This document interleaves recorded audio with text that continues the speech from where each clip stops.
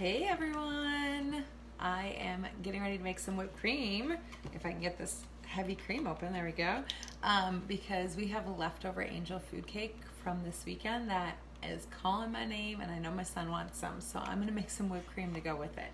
So tell me in the comments if you guys like whipped cream or if you like angel food cake, because that is one of my favorites, and the local grocery store had them buy one get one free over the weekend. So we of course bought two. So this here is called the whipped cream maker. It is super easy to use. The whipped cream is delicious, way better than store-bought, let me tell you, and 3 ingredients. So this whole thing, dishwasher safe.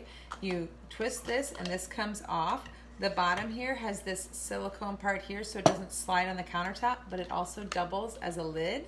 So when you're all done with your whipped cream, you can put that in the fridge and store it if you don't eat it all. Sometimes we do, not gonna lie. So if you can see here, there is a fill line. So that is what you're going to take your heavy cream and fill it to right below that line, which is a cup of heavy cream, or half a pint if you buy the little half pints. And then you need powdered sugar and vanilla, and that's it. Super easy, so delicious. It's a tablespoon of powdered sugar. I always say a heaping tablespoon. If you like it a little sweeter, that's how I like mine. If you don't, you could do it exact, but I kind of do like a heaping tablespoon in there, and then a teaspoon of vanilla. So did you see this lovely measuring spoon, guys? This is one of our adjustable measuring spoons. It goes from a tablespoon all the way up to a teaspoon, and then we have a littler one that goes from a teaspoon all the way to 1/8 of a teaspoon, and they come in as a set for 10 bucks. Totally good deal there. All right, and then you don't lose your spoons like I do all the time. Because right now, actually, my other one of these is dirty. I was gonna show you both, but it's in the dishwasher because I use them constantly. So then we need a teaspoon of vanilla. Get that going here. There we go.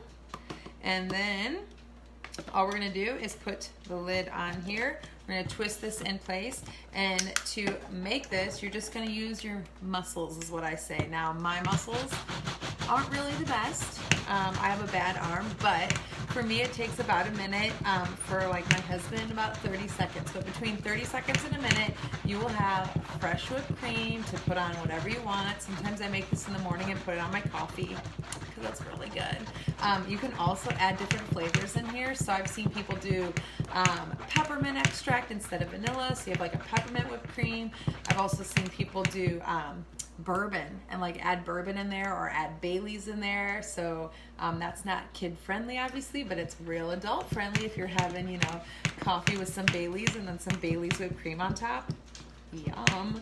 All right, so my muscles are getting worked pretty hard. You can tell as you start going, it's gonna get harder to pump because it's getting whipped up. I usually hold the handle up. If it doesn't start to sink down, I figure it's about done. And then I twist this open and I check and see where we're at. So it doesn't have quite the peaks I'd want. I'd want it to be a little more fluffy. So I'm gonna twist this back into place.